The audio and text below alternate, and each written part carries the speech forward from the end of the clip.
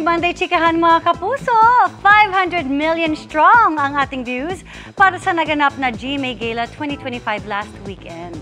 All eyes kasi ang lahat sa stunning looks, lalong-lalo na sa ating Best Dressed Kapuso Stars na isa-isang rumampa sa blue carpet. Ang Best Dressed Girls sa biggest event in showbiz sa chika ni Aubrey Carampel.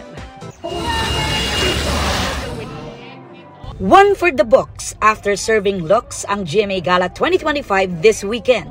Hindi lang basta star-studded, kundi naging celebration din ito ng artistry, elegance, and style. Matapos mapabilang sa best dressed list ng ilang fashion magazines and showbiz websites ang mga rumampa sa blue carpet. Si Kapuso primetime queen Marian Rivera, epitome of classic style and elegance in her black lace dress ng Lebanese fashion designer Zuhair Murad.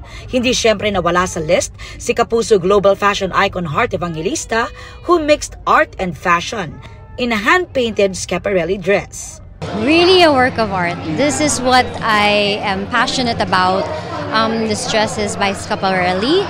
It was made 2 years ago. Stunning naman si Gabby Garcia in a classic red ball gown by Chita Rivera, while Bea Alonzo is glowing in an Elie Saab blush gown. It's really simple actually, it's very understated. It's simply elegant, that's what I really wanted to go for. Si Sangretera Bianca Umali, proudly Pinay sa likhang kamay, nakapiz at pinya outfit ng designer na si Jerome Lorico. Sophisticated si Cassie Legaspi in an ivory Vanya Romov ball gown. Pretty and sleek naman si Kapuso primetime princess and P77 star Barbie Forteza in a bloody red latex gown with matching cape by Eran Montoya. Aside from the 75th anniversary, of course, I'm also celebrating this new era of Barbie. So we combine sophistication with femininity, softness with sultry, and sophistication with grace. Pasok din sa best dressed si PBB collab housemate Shuve Etrata in white crystal embellished gown with red rose inspired shawl na obra ni Rian Fernandez. Serving queen energy naman sina Miss Universe Queens Atisa Manalo in Baltaguba at Beatriz Luigi Gomez in beaded Manny Halasan gown. Scene stealer naman si Carla Abellana in a stunning yellow ball gown.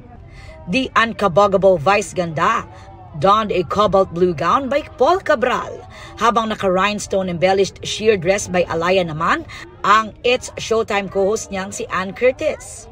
At ang itinanghal na best dressed female of the night, si Kailin Alcantara, wearing a stylish $500,000 Joan of Arc gown from Anis Ibiza. Well, again, all the time naman po, every single GMA Gala, it's a collaboration between my team and I. So this is Anis Ibiza. She's a designer from London. Aubrey Carampel, updated showbiz happenings.